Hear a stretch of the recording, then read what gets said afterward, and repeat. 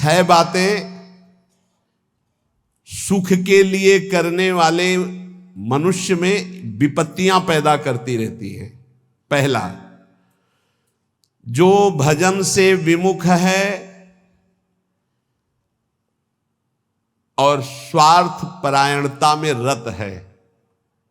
स्वार्थ परायण, कैसे धन बढ़े, कैसे भोग सामग्री बढ़े, कैसे कैसे, और भजन से विमुख है, वो कुछ भी कर ले परिणाम में उसे विपत्ति ही भोगनी पड़ेगी। वैसे हमें लगता है ये लिख लेना चाहिए, बिना भजन के कुछ भी कर लो परिणाम में आपको विपत्ति भोगनी पड़ेगी। हनुमान जी महाराज कहे, हनुमंत विपत्ति प्रभु सोई, जब तो सुमिरन भजन न होई। चाहे कुछ भी हो, नौकरी कर रहे हो, किसानी कर रहे हो, गृहस्थी, कुछ भी हो, नाम जप जरूर करो, तुम्हें विपत्तियों से बचा लेगा नाम जप। दूसरा, जो शरीर में शैतान वास करते हैं, उन शैतानों को जो अपने अधिकार में नहीं लिया उसको विपत्ति प्राप्त होती। शैतान काम, क्रोध, लोभ, मोह, मद, मत्सर, ये दुराचार कराने वाले शैतानों को जो अपने अधिकार में नहीं ले लेता, उनके अधिकार में समर्पित हो जाता है, उसको विपत्ति पे विपत्ति भोगनी पड़ती है।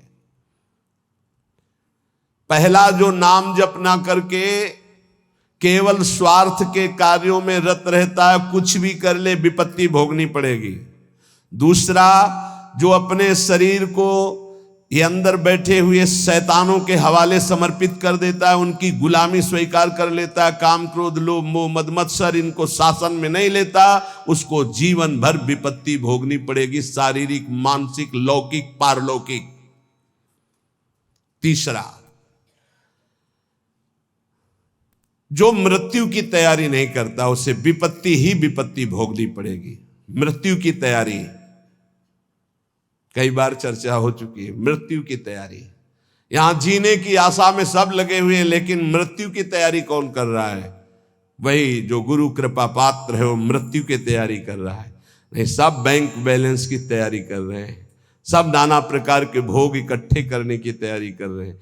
तुम्हारे बाप बाबा तुम्हें इतना कमा के नहीं देंगे कि तुम बैठे बैठे खाओ, तो तुम कमा के जब इतना जाओगे ना, तो ये बैठे बैठे इतना उपद्रव करेंगे कि जेल जाएंगे, नरक वाले काम करेंगे। नहीं, ये सुधरेंगे। ये सुधरेंगे तब जब इनको ठोकरें लगेंगी और स्वयं में ये तैयार होंगे, तब ये लोक परलोक संभाल लेंगे। ये भोग सामग्री से सुधरने वाले नहीं। अगर आप सोचते हो अपने परिवार को मैं इतना भोग सामग्री इकट्ठा कर दूंगा सुखी हो जाएंगे, तो अपने परिवार की दुर्गति का स्थान बना करके जा रहे हो। परिवार को सतमार्ग, धर्मयुक्त बनाकर जाओ तो वो सुखी रहेंगे। अधर्म से कमाए हुए धन से परिवार को सुखी करने की चेष्टा करने वाला हर समय विपत्ति में ही फंसा रहेगा। समय आने पर मृत्यु की तैयारी न करने वाला विपत्ति में फंसता है। चौथा है, जो दूसरे के रिझाने में पूरा जीवन बर्बाद कर देता है। दूसरे के रिझाने, ईश्वर से विमुख होकर दूसरों को संतुष्ट करने में पूरा जीवन व्यतीत कर देता है, उसको विपत्ति भोगनी पड़ती है। पांचवा, जो सतोगुणी भोजन, सतोगुणी वार्ता, सतोगुणी कार्यों को छोड़कर राजसिक और तामसिक भोजन करता है, राजसिक तामसिक क्रियाएं और वार्ता करता है, उसे विपत्ति भोगनी पड़ती है। छठवां, जानते हुए अपने दोषों का समर्थन करता है और दूसरे को निंदास्पद शब्दों से संबोधन करता है। बड़ा विचित्र समय आ गया है।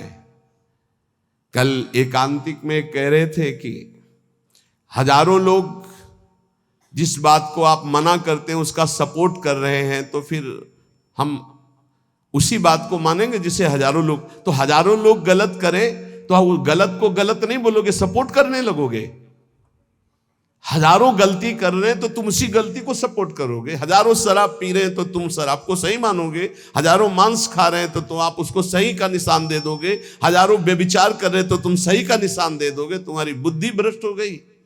धर्म शास्त्रों के विरुद्ध आचरण करने वाले चाहे करोड़ों हो जाएं तो भी उसका विरोध होता रहेगा।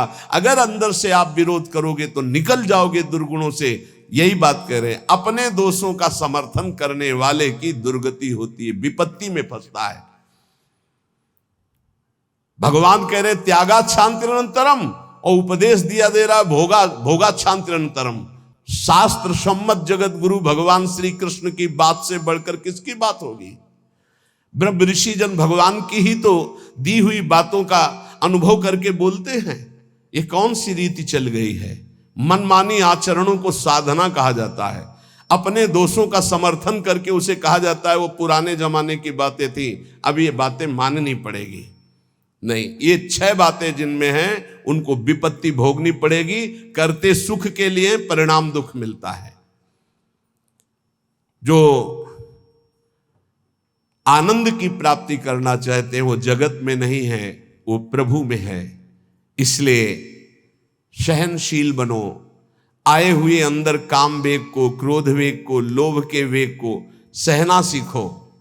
जो सहन करता है वही साधक है, जो सहन कर जाता है वही महात्मा है। जो अपने दोषों का शोधक है, शोध कर दोषों का त्याग करता है, वही जगत का उद्धार करने वाला महात्मा बनता है। याद रखना, जो प्रभु के उपदेश से बिलक चलता है वो कभी महात्मा नहीं हो सकता, वो इंद्रियों का गुलाम हो सकता है। प्रभु की आज्ञा के विपरीत चलने वाला कभी महात्मा नहीं हो सकता है। ये महापुरुषों की वाणी है।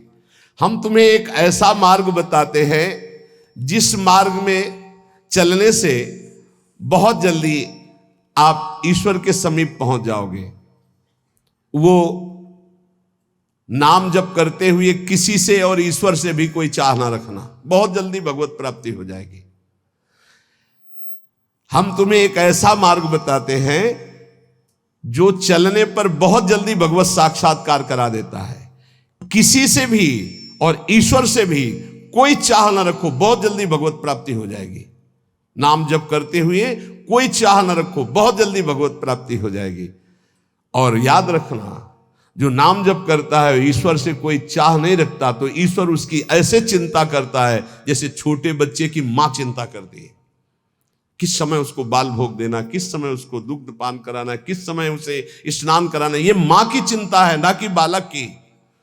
जो ना किसी से चाहता है ना ईश्वर से चाहता है, खूब नाम जप करता है, उसे बहुत जल्दी भगवत प्राप्ति हो जाती है। निष्प्रयोजन भार स्वरूप उनका जीवन होता है जो भजनहीन होते हैं, बिल्कुल बेकार मरा जीवन।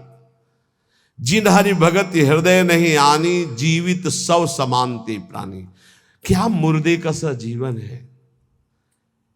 इतना कीमती जीवन, एक एक श्वास भगवान के भजन में लगानी चाहिए। व्यर्थ के जीवन में, व्यर्थ के खान पान, कई ऐसी बातें जिनकी याद आकर हृदय में आम हंसता है, ऐसे जीवन को नष्ट किया जा रहा है। भ्रमण में सब दृश्य देखे हैं। गंगा का किनारा पावन तपस्वियों के लिए भी है और राक्षसों के लिए भी है।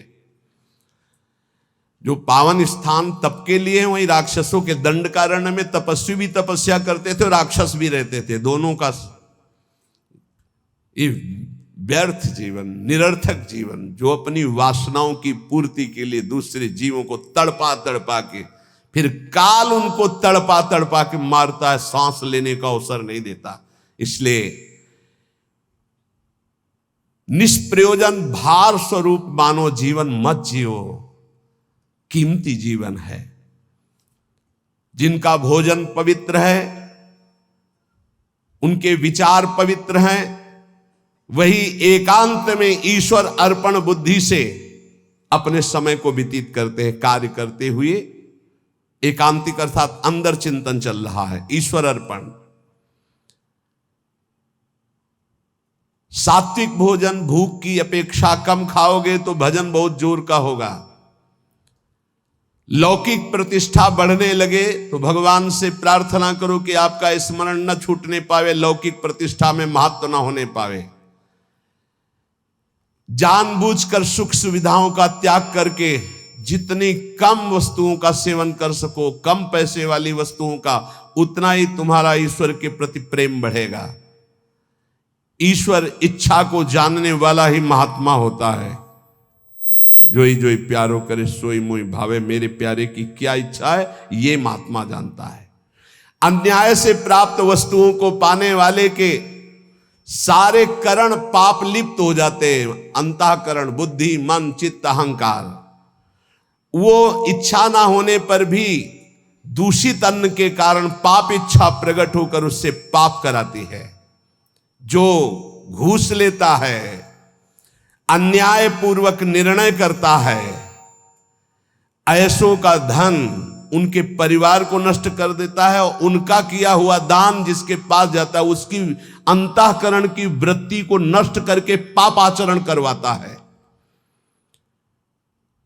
इसलिए भगवत मार्ग में चलने वाले उपासकों को घूस लेने वालों से जो प्रतिग्रह दान लेना है उनसे बचे। खूब खुली बात है।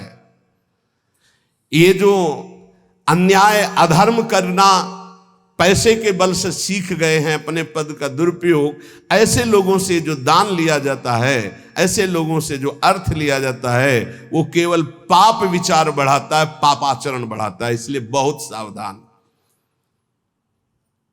देखा महाप्रभु चैतन्य देव से जब महाराज प्रताप रुद्र बड़े महाभागवत थे, उनके दर्शन करने की बात सामने रखी गई कि वो दर्शन करने आना चाहते, तो उन्होंने कहा तुमने क्या समझ रखा है, एक मैं वीतराग सन्यासी में राजा के दर्शन के उनके लिए दरबार में जाऊं या उनको यहां बुलाऊं, मुझे क्या आवश्यकता है। नहीं, राज दर्शन भी निषेध। ऐसा जो उपासक चाहता है कि मैं सच्चे भाव से भगवान के मार्ग में चलूं, तो पाप कर्म करने वालों से, उनके द्वारा दी हुई वस्तुओं से बहुत दूर बच करके भूखे रह जाओगे तो ठीक है, उनका अन्न न जाने पावे। ईश्वर भक्त अदृश्य परमात्मा की इच्छा का अनुमोदन करता रहता है और वो देखता रहता है कि मृत्यु हर समय हमारी प्रत्येक श्वासों को गिन रही है। इसलिए वो सर्वांग सुंदर होने पर भी अपने शरीर का राग नहीं रखता और तपश्चर्या के द्वारा, शरीर के द्वारा भगवान को प्राप्त कर लेता है। ईश्वर के सिवा दूसरी कोई भी वस्तु मिलेगी वो टिकाऊ नहीं होगी, परिवर्तनशील होगी, नाशवान होगी। मनुष्य जीवन प्राप्त करके ईश्वर को प्राप्त करना ही खास वस्तु प्राप्त करना है। बाहर से निर्धन देखने वाला उस नाम जापक को नहीं जानता कि कितना बड़ा धनी सर्वलोक महेश्वर भगवान को अपने अधीन किए रहता है, जो निरंतर नाम जप करते हुए बाहर से निर्धन रहता है। तुम बाहर से निर्धन दिखते हुए अंदर से महान धनी हो यदि नाम जप करते हो, और ये बाहर से जो धनी दिखाते हैं अंदर से खोखले हैं, इनके पास अहंकार गर्व के सिवा कोई सच्चिदानंद बात नहीं है। इसलिए ईश्वर का अवलंबन अर्थात भगवान की शरणागति, ऋषि मुनि भक्त जनों के द्वारा जो दिए गए वचन, उनका मनन, खान पान, पवित्र जगह से, हिंसा और निंदा करने वालों से बिल्कुल बचो, उनका कोई भी शब्द या भोजन या संग ना आने पावे, निषिद्ध विषयों से दूर रहो, कुछ भी भोगने की इच्छा उठे उसको दबाकर रौंद डालो। ये तब भगवत प्राप्ति की योग्य बनता है। जो महात्मा आचार विचार परायण होकर धर्म में चले हैं उन्हीं के अनुसार चलो। सत्कार्यों में स्थिति प्राप्त करने के लिए उन महात्माओं का अनुसरण अत्यंत आवश्यक है। इस जगत में प्रभु के समान कोई सच्चा सहायक नहीं है। मूर्तिमान प्रभु के सहायक स्वरूप ये महापुरुष जन है, इन्हीं का आश्रय ले लो, इन्हीं के पीछे चलो तो सतमार्ग का दर्शन हो जाएगा। सतमार्ग पर चलाने के लिए ही पहली पीढ़ी जो हमारे गुरुजनों की है उसका अनुसरण करना है। महाजनों गतेन सपंथा, संसार केवल फंसाने वाला है, महापुरुष ही केवल मुक्त करने वाले हैं। कल एक भगत कह रहे थे, हमारे पिताजी ने कसम खवाया कि वृंदावन गए तो तुम्हें हमारी कसम है, हमारा मरा मुख देखोगे। कसम का मतलब ये। बोले आपको गाली देते हैं। हम कहा धन्यवाद, कम से कम गाली दे रहे, साफ तो नहीं दिया। दक्ष ने साफ दे दिया नारद जी को। नारद जी को साप दे दिया। कब? जब उनके पुत्रों को बाबा जी बना दिया। भगवान के मार्ग में जब प्रशस्त कर दिया दक्ष के पुत्रों को, तो दक्ष जी ने जल हाथ में लिया। जब नारद जी गए तो ये नहीं पूछा कि क्या हाल चाल, कहा मैं साप देता हूं, हमारे पुत्रों को भगवत मार्ग में लगा दिया, तुम 2 घड़ी से ज्यादा कहीं जिंदगी में टिकी ना पाओ। 2 घड़ी का मतलब होता है 48 मिनट। बोले इतने में तुम बहुत बड़ा काम कर देंगे, 48 मिनट में तुम बाबा जी बना देंगे भगवत मार्ग के पति। बोले आपके प्रवचन सुनकर हम माला जप करते हैं, बाणी पाठ करते हैं, थोड़ा तिलक लगा लेते हैं वृंदावन की, तो वो कहते हैं हमारे लड़के को बर्बाद कर दिया इस नाम लेके। तो बात सही है, जो अपनी श्वासों को व्यर्थ में बर्बाद करते हैं, शराब पीते हैं, मांस खाते हैं, बेविचार करते हैं, गंदे आचरण में चलते हैं, क्या कैसे माता पिता हैं इस बात के लिए राजी हैं कि मेरा बेटा नरक जाए? इस बात के लिए राजी कि मेरा बेटा गलत आचरण करे, और वही शराब पी के जब आवे तो 2-4 मुझे थप्पड़ मार के घर से बाहर करे? ये आचरण? अगर माता पिता को भगवान मानकर उनकी सेवा करो। वो कह रहा था कि आप अपराध भर हमको ना बोध कराएं, तो एक बार अंदर से इच्छा है कि अपने बाप को उठा के पटके और खूब धुलाएगा। तो हम कहा अगर हमें मित्र मानते हो तो एक शब्द भी कटु मत बोलना। गुरु मानते हो कि नहीं वो तो तुम जानो, दोस्ती के लिए तो हम हाथ फैलाते हैं, हम हित मित्र हैं। अगर हमें मित्र मानते हो तो ऐसे माता पिता के रोज पैर छुओ, उनमें भगवान की भावना करो और मेहनत करो, लेबरी करके भी कमाओ और उनको खवाओ पियाओ, और वो जब हमारी निंदा करें तो कान में अंगुली डाल लो और अपने सतमार्ग में चलो। बड़ा विचित्र समय है। जो माता पिता प्रथम गुरु कहे गए हैं, भगवान के मार्ग में चलाने वाले या सतमार्ग में चलाने वाले या संसार में कदम हमारे जो बढ़े, धन्य है वो माँ जो अपने रक्त को दुग्ध बनाकर मुझे पान कराकर इतना बड़ा किया। धन्य है वो पिता जो मेहनत करके हमको पढ़ाया लिखाया। अब वो चाहे जितना कड़ुआ बोले, हम उसे भगवान की तरह पूजेंगे। सबको ये मानना चाहिए। उनकी वृद्धावस्था वो कुछ भी बोल सकते हैं, बड़े लोग हैं, हमें उनकी सेवा करनी और सतमार्ग में चलना है। तो यहां कह रहे कि महापुरुषों के सिवा अपना कोई सतमार्ग बताने वाला नहीं, इसलिए संतों की बात को मानना चाहिए। वो अहेतुकी मित्र हैं, तुम्हारा अमंगल नहीं कर सकते हैं।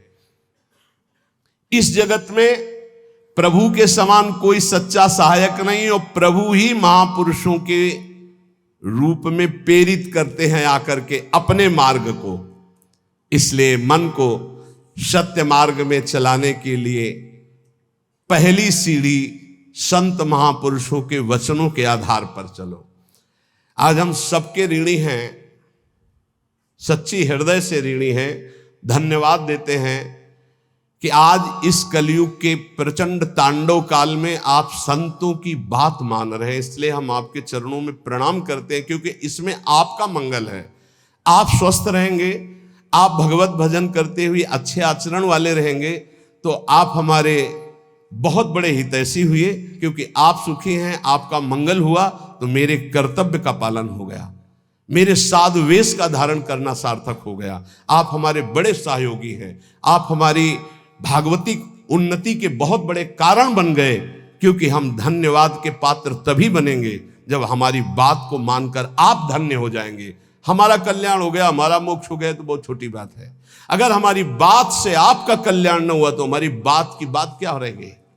तो हमारी बात को सार्थक और समर्थ बनाना आपका कर्तव्य है। यदि आपने अपने कर्तव्य का पालन किया तो मेरे कर्तव्य का अपने आप पालन हो जाएगा कि मेरा साधु वेश धारण करना, मेरा जीवन धारण करना, मेरा भजन करना, मेरा सतमार्ग में चलना सार्थक हो गया।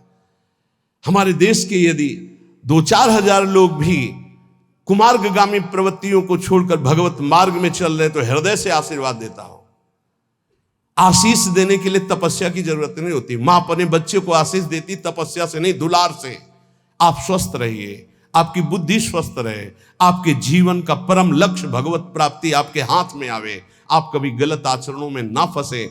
अगर वार्ता को सुन करके अपने मन में धारण करेंगे तो निश्चित ये वस्तु आपको प्राप्त होगी, क्योंकि हमारा जन्म सिद्ध अधिकार है भगवत प्राप्ति करना। जो संतों में पूर्ण श्रद्धा रखते हैं, अध्यात्म विषय में चलना चाहते हैं, उनको परमात्मा साक्षात्कार निश्चित हो जाता है। जो संतों में पूर्ण विश्वास करते कि ये जो कह रहे हैं सत्य है। कभी भी अगर दान शब्द का आया है तो मन का दान कीजिए, श्वासों का दान कीजिए, अपने जीवन का एक एक कर्म भगवान को समर्पित कर दे। ये शुद्ध बातें परमार्थ की। अगर कभी दान पुण्य की बात चली तो पहले कह दिया है कि शास्त्र में लिखा है इसलिए पढ़ रहा हूं, हमारी आस्था इस पर नहीं है। हमारी आस्था का विषय हर श्वास भगवान नाम स्मरण हो, यही जीवन का परम लाभ। भगवान श्री कृष्ण चंद्र जी कृपा करके वर्णन करते हैं कि जब साधना अवस्था से सिद्धावस्था में उपासक पहुंचता है तो उसकी स्थिति क्या होती है? बोले यदृच्छालाभ संतुष्टो द्वंद्वातीतो विमत्सरः समासिद्धावसिद्धौ च कृत्वापि न निबध्यते। अपने आप जो कुछ भगवान की इच्छा से व्यवस्था हो जाती है उसमें वो संतुष्ट रहता है सिद्ध पुरुष। तो साधक को सिद्धों का अनुसरण करना चाहिए। जथा लाभ संतोष सदा काहू सो कछु न चाहोगे, बहुत बड़ी सिद्धि है।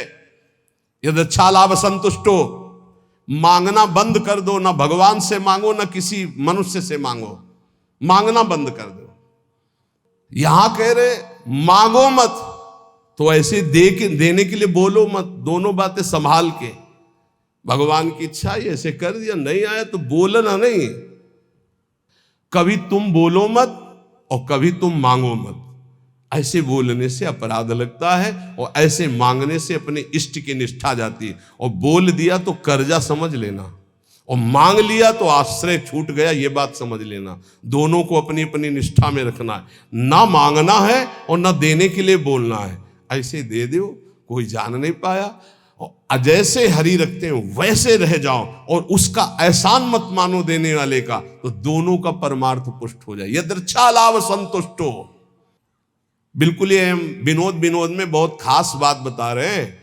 कभी संतों से, कभी भगवान के सामने, कभी ऐसे जैसे एक आए थे कि हमने कहा था कि हे हनुमान जी हमारा काम हो जाएगा तो आपको मंदिर बनवाएंगे। तो काम तो हो गया महाराज, मंदिर नहीं बना तो हमारी दुर्गति होगी। हमका पक्की, इसमें पक्की इसमें कच्ची नहीं होगी।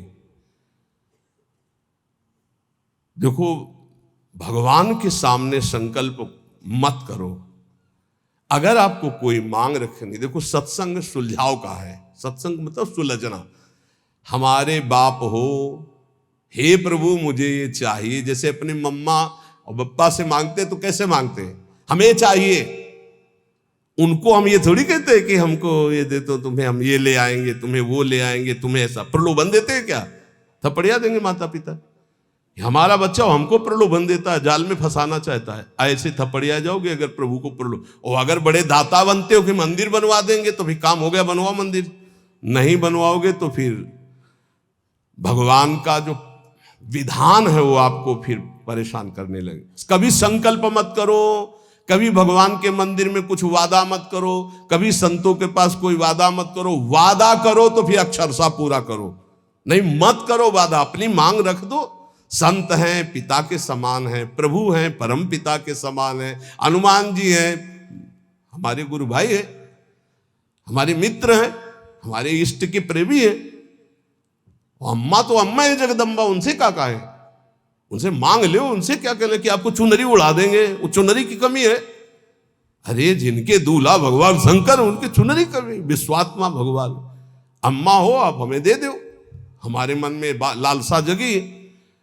अब बेटे हो तो कुछ तुम्हें आवश्यक है तो आप भाव अपने अर्पित कर सकते हो मां के समान। लेकिन मांगना और वादा करना ये दो बातें नहीं। आज सत्संग में बात बैठा लो। ना भगवान के सामने, ना कभी संत के सामने कभी वादा मत करो कुछ देने का। तुम्हारे पास जो कुछ है वो गुरुदेव का, इष्ट का है, क्या दोगे? अगर वादा करो तो उसे भूलो मत, निर्वाह करो। दूसरी बात, मांगो मत, वो सर्वज्ञ है, अपने आप पूरा करेंगे। यदृच्छा लाभ संतुष्टो। जैसे भगवान परिस्थिति दे रहे उसमें संतुष्ट रहो। द्वंद्वातीतो विमत्सरा। किसी भी द्वंद्व का तुम्हारे ऊपर कोई प्रभाव ना पड़े। जैसे मान है, अपमान है, अनुकूलता है, प्रतिकूल। कल एक अपने यहाँ तो बहुत बड़ी कृपा होती है, हर प्रकार के उदाहरण मिलते रहते। कल एक भगत जी ने कहा जब अनुकूलता रहती तो हमें पातिव्रत धर्म भी याद रहता है, सब याद रहता, जब प्रतिकूलता आती तो सब भूल जाते हैं। इसको कोई भक्ति कहते हैं? अनुकूलता में तो सब जय हो बोलते हैं, जब प्रतिकूलता में जय हो बोलो तब तो तुम्हारी भक्ति रही। द्वंद्वातीत तो अनुकूल प्रतिकूल, मान अपमान, लाभ हानि, दुख सुख में बराबर जिसका भाव रहता है वो सिद्ध महापुरुष होता है। साधक को बराबर भाव रखने की चेष्टा करनी चाहिए। विमत्सरा, किसी के प्रति ईर्ष्या मत रखो, ईर्ष्या बहुत हानिकारक है। ईर्ष्या में बहुत बड़े बड़ों का पतन होते देखा है। ईर्ष्या बहुत जल्दी नाश कर देती है, इसलिए ईर्ष्या दूसरे के प्रति होने का मतलब अपना नाश करना। समा सिद्धाव सिद्धो जो, साधन में चल रहे हो, लाभ मिले ना मिले, आपका साधन सच्चिदानंद में, निराश होने की जरूरत नहीं है। बहुत ध्यान से सुनना, नहीं तो ये आने लगता है कि हमारा इतना समय हो गया भजन करते, कोई लाभ तो हमारे को मिला नहीं। देखो, गुरु कृपा से कभी तुम्हें लाभ नहीं दिखाई देगा, गुरु कृपा से। और जब लाभ दिखाई देने लगे तो जान लेना अकृपा आ गई है। क्यों? अहंकार के बिना लाभ का अनुभव नहीं होता। जब अहंकार आता है तब लगता मेरे में सद्गुण आ गया, और जब दैन्यता आती तो बड़े बड़े सिद्ध महापुरुषों को देखा, कभी उनको यह अनुभव नहीं होता मैं प्रेमी हूं, मैं भागवती हूं। जितने महापुरुषों की वाणी आप पढ़ के देख लीजिए, अहंकार रहित महापुरुष तो अपने को अधम, तुच्छ, नीच, मूढ़, कामी, यही शब्द बोले हैं अपने लिए। जब अपने में आ जाए कि मैं निष्कामी, मैं महात्मा, मैं सिद्ध, मैं तो जान लेना अहंकार जागृत हो गया है। और ये भगवान की कृपा से नहीं होता है, अकृपा से होता है। इसलिए समा सिद्धा व सिद्ध हुआ, चाहे ऐसी स्थिति दिखाई दे कि हमारे में कुछ लाभ आ गया है, या चाहे दिखाई दे कुछ लाभ नहीं आ गया है, ना फूलो ना भूलो, सम रहो। समा सिद्धा व सिद्धौ च, दोनों में समान भाव रखो। चक्रत्वापि न निबध्यते, वो कभी इस माया में बंधता नहीं है। आगे भगवान कह रहे, गत संगस्य मुक्तस्य ज्ञानावस्थित चेतसः यज्ञायाचरतः कर्म समग्रम प्रविलीयते। किसी के भी संग का कोई भी रंग ना चढ़ने पावे, उसे सिद्ध पुरुष कहते हैं। जित संग दोषा, चाहे वो घोर पापी हो, नीच हो, व्यभिचारी हो, दुराचारी हो, नाना प्रकार की भोग सामग्री, बहिर्मुख पुरुषों का सब कोई फर्क नहीं, वो अपने रंग में है। जो रही मुत्तम प्रकृति का कर सकत कुसंग, चंदन विष व्यापत नहीं लपटे रहत भुजंग। क्यों? क्योंकि वो परमात्मा भाव में स्थित है। गत संगस्य मुक्तस्य, वो मुक्त हो चुका है, इसलिए कोई भी संग उसके ऊपर प्रभावित नहीं। ये मुक्त महापुरुष की पहचान होती है। कोई भी संग उसके ऊपर प्रभाव नहीं डाल सकता। काम का, क्रोध का, लोभ का, मोह का, मद का, मत्सर का, कैसा भी संयोग आ जाए उसके ऊपर कोई प्रभाव नहीं। स्वात्मा रामम विषय मृग तृष्णाम भ्रमयति, मुक्त पुरुष कभी विषय मृग तृष्णा में भ्रमित नहीं होता। कैसी भी क्रिया का संयोग बन जाए, कैसे भी पदार्थ का संयोग बन जाए, कैसी भी घटना आ जाए, कैसी भी परिस्थिति आ जाए, कैसी भी व्यक्ति के सामने उपस्थिति हो जाए, उसके ऊपर कोई फर्क नहीं पड़ता। गत संगस्य, जो बांधने वाला है जन्म मृत्यु का बंधन है, वो देहाभिमान है, वो उसका नष्ट हो चुका है। इसलिए किसी भी तरह का कोई भी विकार उसके अंदर हावी होता ही नहीं है। इसी स्थिति को कर्माणि श्रुति बोधितान नितराम कुर्वंत कुर्वंत मां गूढ़ाश्चर्य रसास्रगादि विषयान गृह्णंत मुंचंत हुआ। वो भोग की सामग्री के बीच में भोग में दिखाई दे रहा है, लेकिन वो भोग में नहीं है। वो कर्म करते हुए भी कर्म से रहित है। वो देखते हुए भी देखता नहीं, सुनते हुए भी सुनता नहीं, बोलते हुए भी बोलता नहीं, खाते हुए भी नहीं खाता है, क्योंकि वो मुक्त महापुरुष है, देहाभिमान रहित है। लोक संग्रहार्थ उसके धर्म कार्य हो रहे हैं, लेकिन उनका कोई फल नहीं है। वो असंग है। क्यों? बोले मुक्तस्य है, वो मुक्त पुरुष है। तो साधक को इसका अनुसरण करना है। किसी का प्रभाव हमारे ऊपर तब नहीं पड़ेगा जब हर समय हमारे अंदर भगवत चिंतन चलेगा। राधा राधा राधा राधा, अब कोई फंसा नहीं सकता।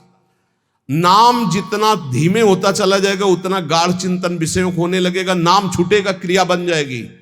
1 सेकंड लगता है अपहरण करने में बुद्धि को। इन विकारों ने इतना अधिकार जमा रखा, 1 सेकंड में बुद्धि को अपहरण कर लेंगे, जो निर्णय ही नहीं कर पाएगी, नाम न छूटने पावे। असंगो अहम पुरुषः, मैं असंग हूं, ना कभी कोई मुझे बांधा था ना कोई बांध सकता है, यह अनुभव हो जाता है सिद्ध महापुरुष को। किंतु असंग होते हुए उसने संग जिसने कर रखा है शरीर का, इंद्रियों का, मन का, बुद्धि का, अब उसके ऊपर प्रभाव पड़ेगा पदार्थ का, परिस्थिति का, व्यक्ति का, घटना का, सुख का, दुख का।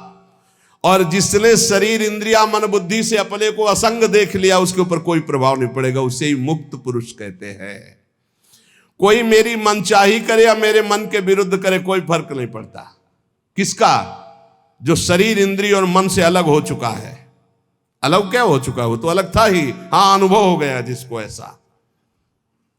चाहे अकेला बैठा हो या हजारों के बीच में, शरीर स्वस्थ हो या रोगी, भोग बाहुल्यता हो या किंचन, मनचाही हो या मन के विरुद्ध, कोई फर्क नहीं पड़ता उसमें।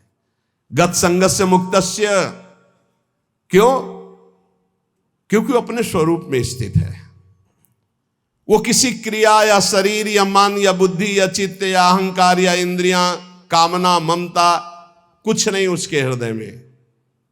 लेकिन साधक के हृदय में सब होता है, साधक के हृदय में सब होता है, पर होते हुए भी वो नाम जप के द्वारा, प्रवीण हुई बुद्धि के द्वारा अपने को बचा लेता है।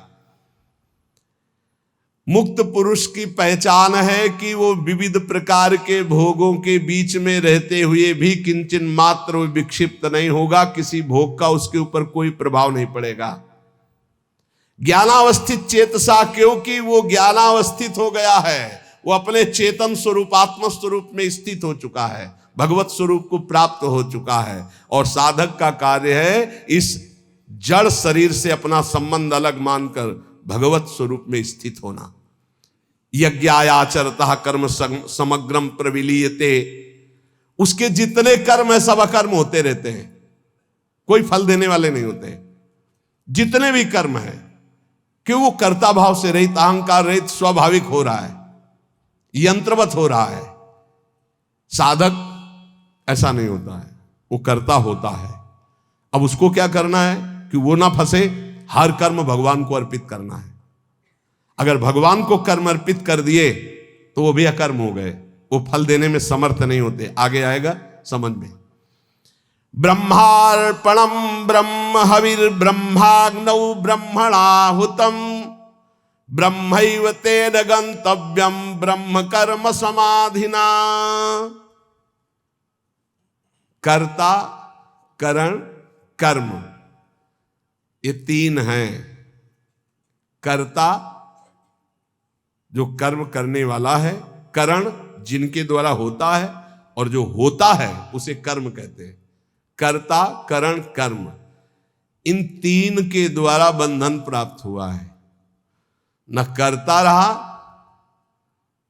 तो करण है और कर्म हो रहा है तो फल उसका अकर्म है।